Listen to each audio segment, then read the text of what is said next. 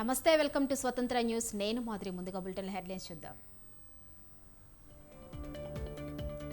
విజయవాడలో TDP workshop presentation ద్వారా వివరించనున్న చంద్రబాబు.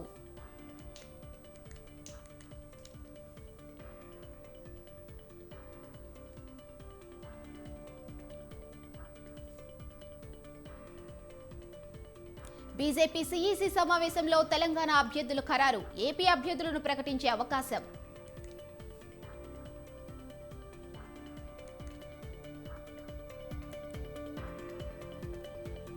ప్రణీత్ రావు కేసులో కొనసాగుతున్న దర్యాప్తు. ప్రభాకర్ రావు అదనపు ఎస్పీ తిరుపతి ఇంట్లో సోదాలు.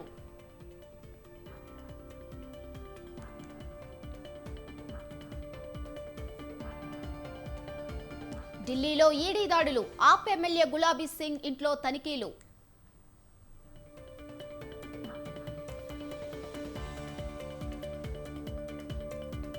అప్రూవర్గా మారి నిజాలు బయట పెడతా. కేజ్రీవాల్ ను ఉద్దేశిస్తూ సుకేష్ లేఖ.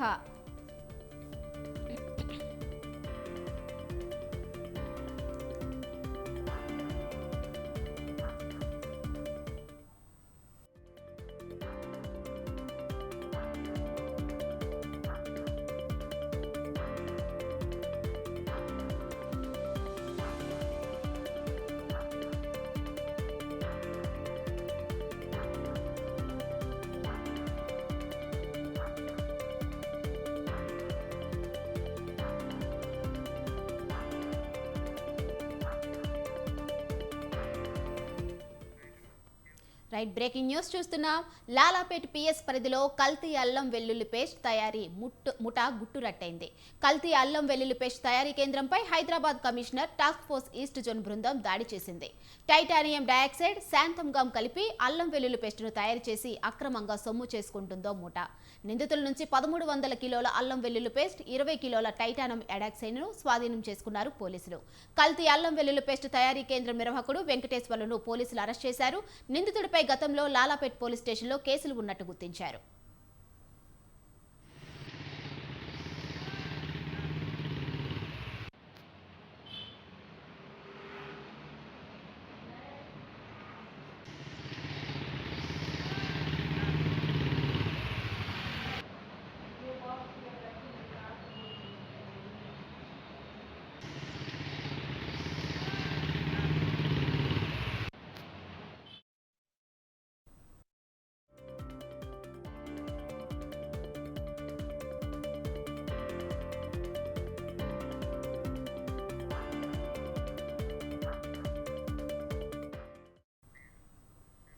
తెలంగాణలో ఫోన్ ట్యాపింగ్ వ్యవహారం ప్రకంపనలు సృష్టిస్తుంది. సస్పెండెడ్ డీఎస్పీ ప్రణీత్ రావు విచారణలో సంచలన విషయాలు బయటకు వస్తున్నాయి.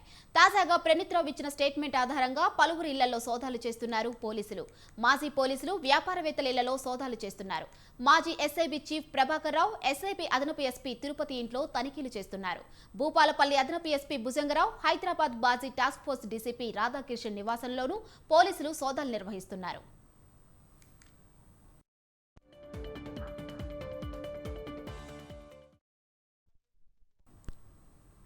ఇక ప్రభాకర్ రావు ఆదేశాల మేరకే ఫోన్ ట్యాపింగ్ కు పాల్పడినట్టు ప్రణీత్ రావు స్టేట్మెంట్ ఇచ్చాడు.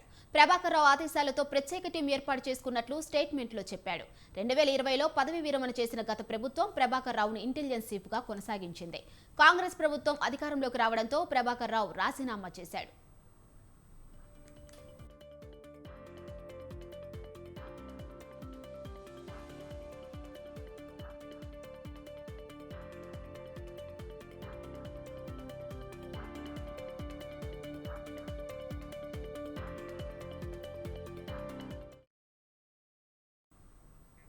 ఇక మరోవైపు ప్రణీత్ రావు ఇచ్చిన స్టేట్మెంట్ ఆధారంగా ప్రముఖ న్యూస్ ఛానల్ ఎండీ శ్రవణ్ రావు ఇంట్లోనూ పోలీసులు తనిఖీలు చేశారు.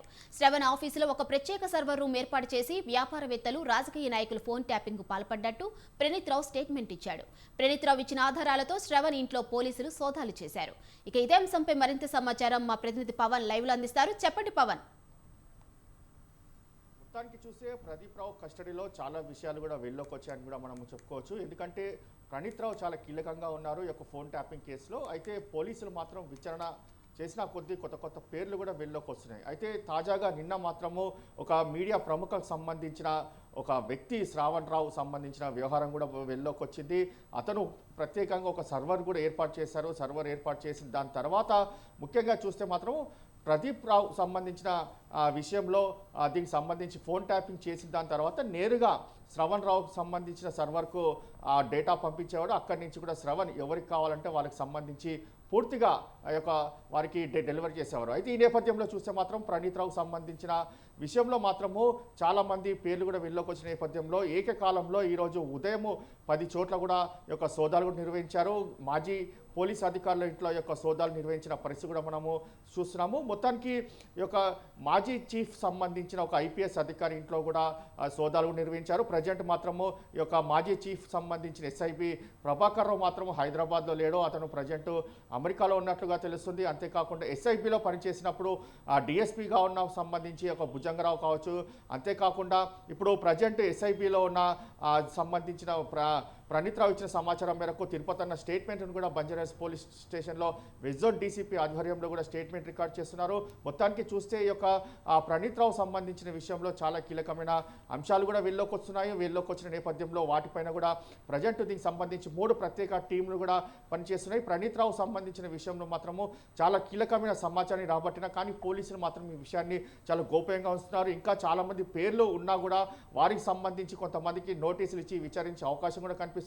ముఖ్యంగా చూస్తే ప్రణీత్ రావు సంబంధించిన ఫోన్లో పూర్తిగా వాట్సాప్ సంబంధించి రీట్రీవ్ చేస్తే పూర్తిగా చాలామంది పేర్లు కూడా వెళ్ళకొచ్చే అవకాశం ఉంది. నేపథ్యంలో వాటిని ఎఫ్ఎస్ఎల్ ల్యాబ్ కూడా పంపించారు. దానికి సంబంధించి రీట్రీవ్ చేస్తే దీనికి సంబంధించి పూర్తిగా ఎవరెవరితో ఎలాంటి సంభాషణ కొనసాగించారు, అంతేకాకుండా వాట్సాప్ చాటింగ్ ఎవరెవరితో చేశారు, అంతేకాకుండా బీఆర్ఎస్ సంబంధించిన ఒక ముఖ్య నేత ఇందులో ఇన్వాల్వ్మెంట్ అయిన నేపథ్యంలో అతని పాత్ర ఎంతవరకు ఉంది, అతనికి సంబంధించి ఎలాంటి సమాచారం అందించాడు, అంతేకాకుండా ముఖ్యంగా చూస్తే ఎలక్షన్ సమయంలో సంబంధించిన విషయంలో డబ్బులు పంపిణీ విషయంలో ప్రణీత్ రావు చాలా కీలకంగా వ్యవహరించారు. ఎందుకంటే ఈ యొక్క ఫోన్ ట్యాపింగ్ విషయంలోనే ఈ యొక్క డబ్బులు పంపించిన నేపథ్యంలోనే చాలాసార్లు కూడా డబ్బులు పట్టుకున్నారని మాత్రము ప్రధానంగా ఇందులో దీనికి సంబంధించి కొంత సమాచారం కూడా రాబట్టారు.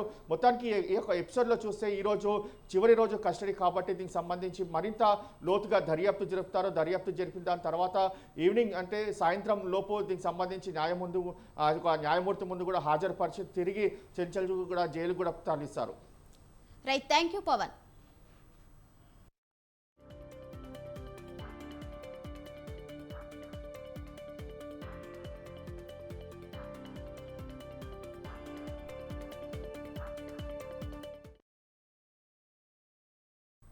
దేశవ్యాప్తంగా పెను సంచలనం సృష్టించిన ఢిల్లీ లిక్కర్ స్కామ్ కేసులో ఈడీ దర్యాప్తు వేగవంతం చేసింది. ఈ కేసును కొలిక్కి తీసుకురావడానికి ఈడీ అధికారులు ప్రయత్నాలు చేస్తున్నారు. ఈ క్రమంలోనే బీఆర్ఎస్ ఎమ్మెల్సీ కవిత ఈడీ కస్టడీలో ఉండగానే మరోసారి బిగ్ షాక్ తగిలింది.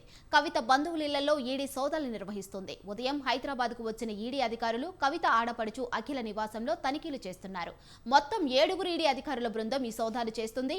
కవిత అరెస్ట్ అనంతరం ఇలా సోదాలు జరుగుతూ ఉండటంతో ప్రాధాన్యత సంతరించుకుంది.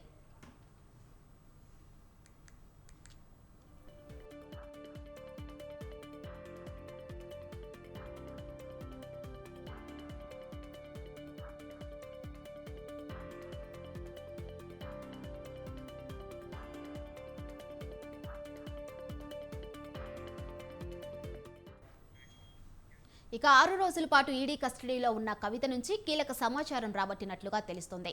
ఈ సమాచారంతోనే మరోసారి ఈడీ రంగంలోకి దిగిందని తెలుస్తుంది. ఉదయం నుంచి జరిగిన సోదాల్లో కీలక పత్రాలు, సమాచారం సేకరించినట్లు తెలుస్తుంది. మరోవైపు కవిత, ఆమె భర్త అనిల్ కుమార్ బ్యాంకు లావాదేవీలను నిశితంగా పరిశీలించిన ఈడీ అధికారులు ఈ క్రమంలో కవిత ఆడపడుచు అఖిల ఇంట్లో సోదాలు నిర్వహిస్తున్నారు.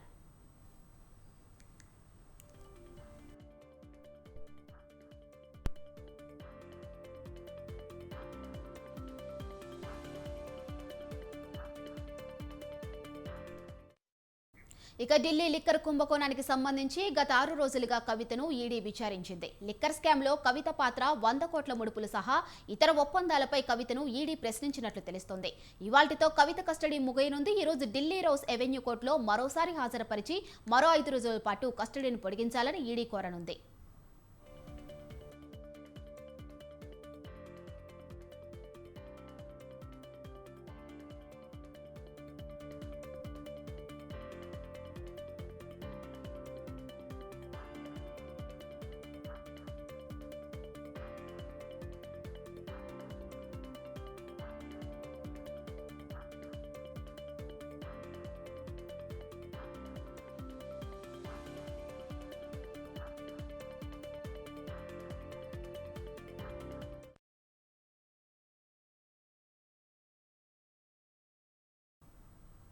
విశాఖ డ్రగ్స్ కేసులో 4వ రోజు సిబిఐ విచారణ కొనసాగుతుంది. సంజయ్ ఆక్వా ప్రతినిధులను పోర్టుకు రావాలని సమన్లు ఇచ్చింది. పట్టుబడిన డ్రగ్స్ శాంపిల్స్ టెస్టు తర్వాత ప్రొసీడింగ్స్ ప్రారంభించిన CBI dry east cargo bookings కు సంబంధించి కీలక సమాచారం రాబట్టే ప్రయత్నంలో ఉంది. ఇప్పటికే మెయిల్స్, వాట్సాప్ సందేశాల ద్వారా వివరాలు సేకరిస్తుంది.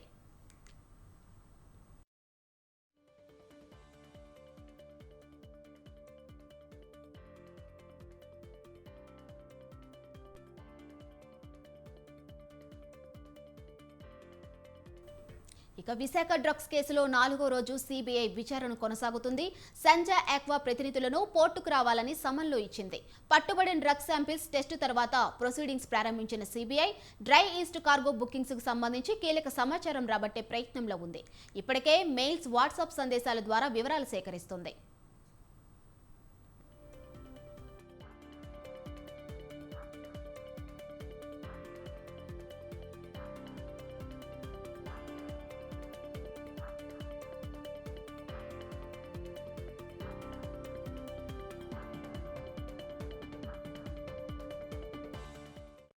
ఇదే అంశంపై మరింత సమాచారం మా ప్రతినిధి ప్రదీప్ ఫోన్లో అందిస్తారు. చెప్పండి ప్రదీప్. Thank you Madhuri. విశాఖలో డ్రగ్స్ కేసు ఏదో కలకలం రేపుతుంది అనుకోవచ్చు. మొత్తానికి విశాఖపట్నం పోర్ట్ లో దొరికిన డ్రగ్స్ 1000 బ్యాగులు పైగా డ్రగ్స్ ఏవైతే ఉన్నాయో డ్రగ్స్ అయితే సిబిఐ అధికారులు అయితే పట్టుకోవడం జరిగింది. అయితే ఈ రోజుకి 4వ రోజు ఇంకా ఎంక్వైరీ ఇంకా కొనసాగుతుంది, సిబిఐ ఎంక్వైరీ. అయితే మొత్తానికి సిబిఐ కూడా విశాఖపట్నం పోలీసులు డాగ్ స్క్వాడ్ అయితే కోరడం జరిగింది. డాగ్ స్క్వాడ్ కూడా పలు ఎంక్వైరీలు అయితే డాగ్ స్క్వాడ్ తో అయితే సిబిఐ చేస్తున్న పరిస్థితి అయితే కనబడుతుంది. ఇప్పటికే ఎవరైతే యొక్క పోర్ట్ లో పనిచేస్తున్న కంటైనర్ టర్మినల్ లో పనిచేస్తున్న యొక్క కంపెనీ అధినేతలతో కూడా సిబిఐ అయితే ప్రస్తుతం అయితే ఎంక్వైరీ చేసే పరిస్థితి కనబడుతుంది. దీని వెనకాల ఎవరెవరు ఉన్నారు, అసలు ఈ యొక్క ఎంత డ్రగ్స్ మొదటిసారి రావడమా లేకపోతే గతం నుంచి కూడా ఈ డ్రగ్స్ వస్తుందా అంటూ కూడా సిబిఐ అధికారులు అయితే తమిళ రీతిలో అయితే ఎంక్వైరీ చేసే పరిస్థితి అయితే కనబడుతుంది. మొత్తానికి చాలా వరకు విశాఖపట్నంలో డ్రగ్స్ కేసు అనేది కూడా చాలా బిగ్ సెన్సేషన్ గా న్యూస్ గా కూడా తయారైంది. మొత్తానికి చూస్తున్నాం సిబిఐ కూడా స్థానిక పోలీసులు ఎటువంటి సపోర్ట్ లేదని గతంలో కూడా సిబిఐ అధికారులు అన్నట్టు కూడా ఏదైతే తెలిసిందో. అయితే విశాఖపట్నం పోలీస్ కమిషనర్ కూడా కేవలం సిబిఐ అయితే మాకు డాగ్ స్క్వాడ్ అయితే కోరడం జరిగింది, అంతేగాని ఇటువంటి పరంగా కూడా లోకల్ పోలీస్ అయితే పోర్ట్ లోకి సంబంధం లేదు. ప్రస్తుతం ఇప్పుడు ఎలక్షన్ కమిషన్ ఆధారంగా కూడా మేము ఏ గవర్నమెంట్ కి పని చేయట్లేదు అంటూ కూడా సిబిఐ అయితే చెప్పడం జరిగింది. అయితే ఈ యొక్క డ్రగ్స్ కేసు విశాఖలో దొరకడంతో కూడా పూర్తిగా రాజకీయ రగడైతే మొదలైంది అనుకోవచ్చు. అయితే ప్రతిపక్ష ఏదైతే వైసీపీ పార్టీ మీద టీడీపీ పార్టీ మీద వైసీపీ అయితే చాలా వరకు ఈ యొక్క డ్రగ్స్ విషయంలో అయితే చాలా సెన్సేషన్ గా మారింది అనుకోవచ్చు. అసలు వైసీపీ ప్రభుత్వంలోని ఇట్లాంటి డ్రగ్స్ అనేది కూడా విశాఖపట్నానికి ఆంధ్రప్రదేశ్ కి చేరుకున్నందుకు కూడా టీడీపీ అయితే ఆరోపిస్తున్న నేపథ్యంలో కూడా పూర్తిగా దీనిపైన క్లారిటీ అయితే సిపి రవిశంకర్ అయితే ఇవ్వడం జరిగింది. కేవలం మేము ఏ రాజకీయ నాయకులకి కూడా మేము వత్తాసు పలకట్లేదు, కేవలం మా డ్యూటీ మేము చేస్తున్నాం, అంతేగాని ఎటువంటి రాజకీయ ఒత్తిళ్లు కూడా మాకు రాలేదంటూ కూడా పోలీసులు తెలియజేశారు. అయితే పోలీస్ కమిషనర్ ఈ క్లారిటీ ఎందుకు ఇవ్వడం అయితే జరిగింది. మొత్తానికి సిబిఐ అధికారులు కూడా ఎంక్వైరీ అయితే తనదైన రీతిలోనే ఎంక్వైరీ చేసుకున్న నేపథ్యంలో మాకు ఎటువంటి సంబంధం లేదు, ఒక పక్క ఎటువంటి రాజకీయ ఒత్తిళ్లు కూడా మాకు లేవంటూ కూడా ఇటుపక్క పోలీస్ కమిషనర్ క్లారిటీ ఇచ్చినా సరే, ఇటుపక్క అయితే సిబిఐ అధికారులు అయితే ఎటువంటి డ్రగ్స్ కేసులో ఎవరెవరు ఉన్నారో అంటూ కూడా ఎంక్వైరీ అయితే కొనసాగుతున్న నేపథ్యం అయితే కనబడుతుంది Madhuri. Right, thank you Pradeep.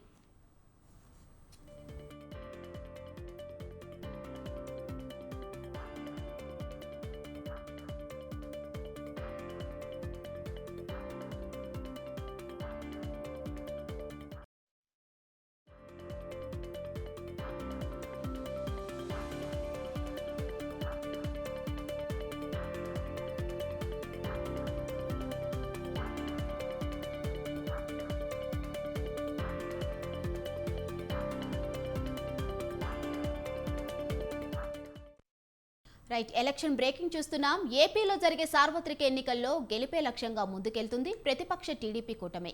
కొన్ని స్థానాలు మినహా ఇప్పటికే ఎమ్మెల్యే, ఎంపీ అభ్యర్థులను ప్రకటించేసిన టీడీపీ అధిష్టానం అభ్యర్థులకు సలహాలు, సూచనలు చేయడానికి వర్క్షాప్ నిర్వహిస్తుంది. ఇవాళ విజయవాడలోని ఏ కన్వెన్షన్లో ఎంపీ, ఎమ్మెల్యే అభ్యర్థులు, నియోజకవర్గ ఇన్ఛార్జీలకు టీడీపీ వర్క్షాప్ నిర్వహిస్తుంది. ఈ కార్యక్రమంలో టీడీపీ అధినేత చంద్రబాబు పాల్గొంటున్నారు. ఎన్నికల వ్యూహాలపై ఈ వర్క్షాప్లో కీలక చర్చ జరగనుంది. అభ్యర్థులకు చంద్రబాబు కీలక సూచనలు, సలహాలు ఇవ్వనున్నారు. మధ్యాహ్నం వరకు ఈ కార్యక్రమం జరగనుంది. ఇక టీడీపీ అభ్యర్థులతో పాటు ఎన్నికల కోసం వారు ప్రత్యేకంగా నియమించుకున్న 4 మేనేజర్లు కూడా ఈ వర్క్షాప్కు హాజరవుతున్నారు. ఎన్నికల ప్రవర్తన నియమావళి, అభ్యర్థులకు ఉండే హక్కులు, అధికార పార్టీ కుట్రల వంటి అంశాలపై ప్రధానంగా చర్చ జరగనుంది. ఎన్నికల్లో ప్రచారం, నామినేషన్ల దాఖలు వంటి అంశాలపైన చర్చ జరిగే అవకాశం ఉంది. ఎన్నికల ప్రక్రియలో అభ్యర్థులు అనుసరించవలసిన పద్ధతులను, వ్యూహాలను పవర్ పాయింట్ ప్రెజెంటేషన్ ద్వారా చంద్రబాబు నిశ్చితంగా వివరించనున్నారు. జనసేన, బీజేపీ పార్టీల నుంచి రాష్ట్ర స్థాయి నాయకులు కూడా ఒక్కొక్కరు చొప్పున ఈ వర్క్షాప్లో పాల్గొనేలా ప్లాన్ చేశారు. ఎన్నికల్లో గెలిపే లక్ష్యంగా చంద్రబాబు దిశానిర్దేశం చేయనున్నారు.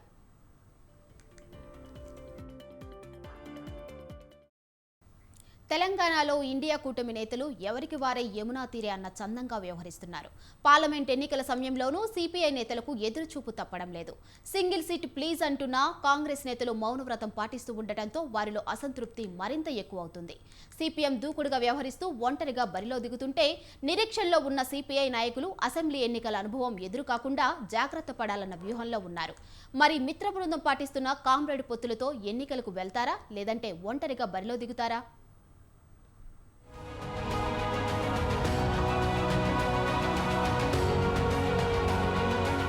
పార్లమెంట్ ఎన్నికల వేళ తెలంగాణ రాజకీయాలు మరింత కాకరేపుతున్నాయి. గెలుపే లక్ష్యంగా ఎవరికి వారు తమ వ్యూహాలకు పదును పెడుతూ ముందుకు సాగుతున్నారు. తమ రేసుగుర్రాలను ప్రకటిస్తూ ప్రచార హోరుతో దూసుకుపోతున్నారు. అయితే ఇలాంటి పరిణామాల మధ్య ఇంకా కాంగ్రెస్ వైపే చూస్తున్నారు కామ్రేడ్లు. కనీసం ఒక్క సీటైనా ఇవ్వాలని డిమాండ్ చేస్తున్నారు. అయితే కాంగ్రెస్ లో ఆశావాహులు అధికంగా ఉండడం, ఇతర పార్టీల నుంచి చేరికలు జోరందుకుని ఫుల్ జోష్ లో ఉండడంతో హస్తం నేతలు నోటి వెంట పొత్తు మాట రావడం లేదు. కానీ ఇండియా కూటమిలో భాగమైన తమకు పొత్తు ధర్మంగానైనా ఒక సీటు ఇవ్వకపోతారా అన్న ఆశతో ఎదురు చూస్తున్నారు కమ్యూనిస్టులు.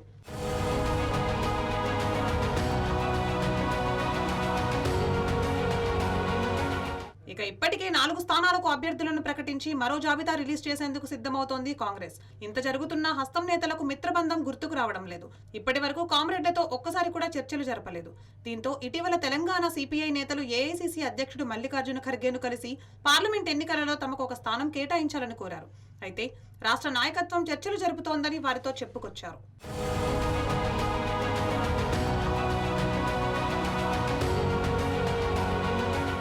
మరోవైపు పార్లమెంట్ ఎన్నికల వేళ సిపిఎం వ్యూహాత్మకంగా అడుగులు వేస్తోంది. ప్రస్తుత రాజకీయ పరిణామాలతో బీజేపీని ఎదిరించడంతో పాటు పార్టీని బలోపేతం చేయాలంటే పోటీ తప్పనిసరి అని భావించిన ఆ పార్టీ భువనగిరిలో ఒంటరిగా బరిలో దిగనున్నట్లు ప్రకటించింది.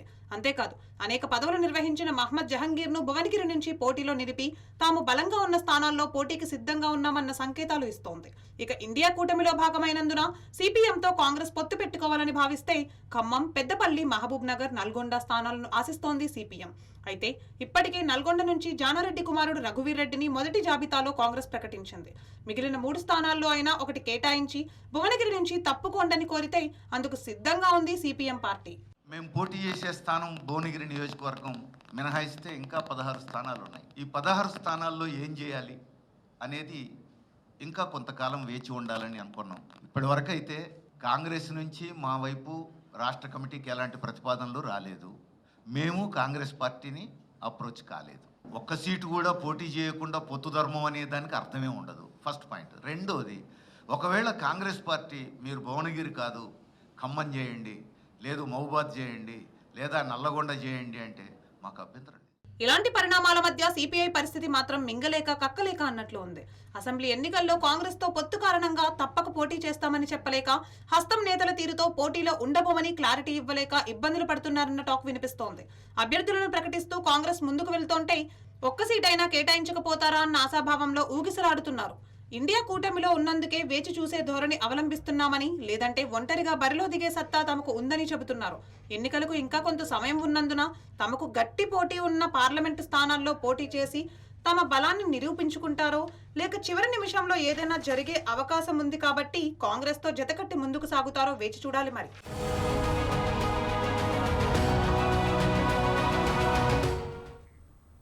పార్లమెంట్ ఎన్నికల కోడ్తో పోలీసులు అలర్ట్ అయ్యారు. ఎన్నికలు సజావుగా సాగేందుకు ఎలాంటి లా అండ్ ఆర్డర్ సమస్యలు తలెత్తకుండా ఉండేందుకు ముందస్తు చర్యలు తీసుకుంటున్నారు. ఇందులో భాగంగానే రౌడీ షీటర్లపై ప్రత్యేకంగా దృష్టి సారించారు పోలీసులు.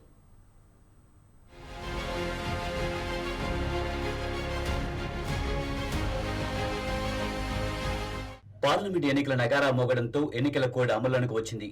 దీంతో రాష్ట్రంలో శాంతి భద్రతలకు విఘాతం కలగకుండా పోలీసులు చర్యలకు సిద్ధమయ్యారు. ఇందులో భాగంగానే ముందుగా రౌడీ షీటర్లపై నిఘా పెట్టారు. అంతేకాదు పాత నేరస్తులు, కమ్యూనల్ అఫెండర్స్ పై ఫోకస్ పెట్టారు పోలీసులు. నేరాలకు పాల్పడకుండా రౌడీ షీటర్లకు కౌన్సిలింగ్ ఇవ్వడంతో పాటు పెండింగ్ లో ఉన్న నాన్ బెయిలబుల్ వారెంట్లు జారీ చేయడానికి ప్లాన్ చేస్తున్నారు. రౌడీ షీటర్లను పోలీస్ స్టేషన్ కు పిలిపించి వారి కదలికలపై ఆరా తీస్తున్నారు.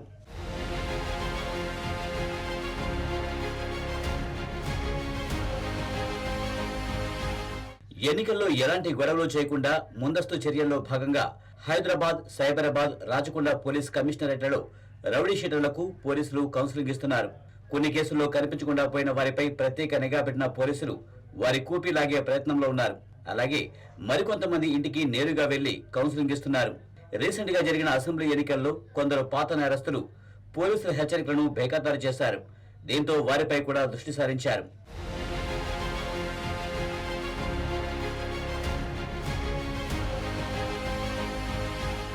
మరోపక్క ఎన్నికల సమయంలో law and order problem create చేస్తున్నారన్న అనుమానం ఉన్న వారిను బైండ్ ఓవర్ చేస్తున్నారు పోలీసులు. 3 పోలీస్ కమిషనరేట్ల పరిధిలో దాదాపు 3,500 మంది రౌడీ షీటర్లు రికార్డుల్లో నమోదయ్యారు. వీరితో పాటు వివిధ కేసుల్లో నిందితులుగా ఉన్న వాళ్లపైన పోలీసులు నిఘా పెట్టారు. సిటీతో పాటు సిటీ అవుట్కట్స్ ప్రాంతాల్లో ప్రైవేట్ దందాలు, రియల్ ఎస్టేట్ వ్యాపారం, హోటళ్లు, హవాలా, హత్యలు, బెదిరింపులకు పాల్పడుతున్న A1 రౌడీ షీటర్లు 1000 మంది వరకు ఉన్నట్లు పోలీసు రికార్డుల ద్వారా తెలుస్తోంది.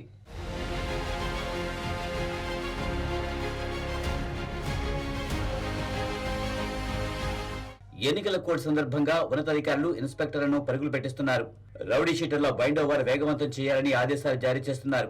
ముఖ్యంగా south zone, south east, west zone పరిధిలో ఎక్కువ మంది రౌడీ షీటర్లు ఉండడంతో పోలీస్ స్టేషన్ల వారీగా వాళ్లకు కౌన్సిలింగ్ నిర్వహించాలని ఆదేశాలు ఇచ్చారు. కొంతమంది రౌడీ షీటర్లను తహసీల్దార్, ఆర్డీఓల వద్ద బైండ్ ఓవర్ చేయాలని సూచించారు.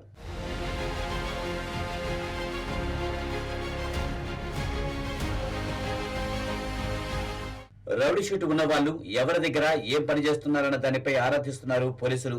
వారి రోజువారీ కదలికలపై నిత్యం మానిటరింగ్ చేయాలన్న ఉన్నతాధికారుల సూచనల మేరకు కూపీ లాగుతున్నారు. ఇంకా కొందరు రౌడీ షీటర్లు ఇల్లు మార్చడంతో ప్రస్తుతం వాళ్ళు ఎక్కడ ఉంటున్నారన్నది ఆరా తీస్తున్నారు. మరోవైపు ప్రస్తుతం అజ్ఞాతంలో ఉన్న రౌడీ షీటర్లపై పోలీసులు ఫోకస్ చేస్తున్నారు. కేపీహెచ్బీ పిఎస్ లో అత్యధికంగా 5, సూరారంలో 4, ఎస్ఆర్ నగర్ లో 4, తుకారం గేట్ లో 4, సైదాబాద్ లో 2, పేట్ బషీరాబాద్ లో 2, కంచన్బాగ్ లో 2 అజ్ఞాతంలో ఉన్నట్లు గుర్తించారు పోలీసులు. ప్రస్తుతం వీరంతా ఎక్కడున్నారన్న దానిపై కూపీలాగుతున్నారు. పోలీసు రికార్డులను బట్టి రౌడీ షీటర్లపై ప్రతి జోన్ లో డీసీపీ మానిటరింగ్ చేయనున్నారు.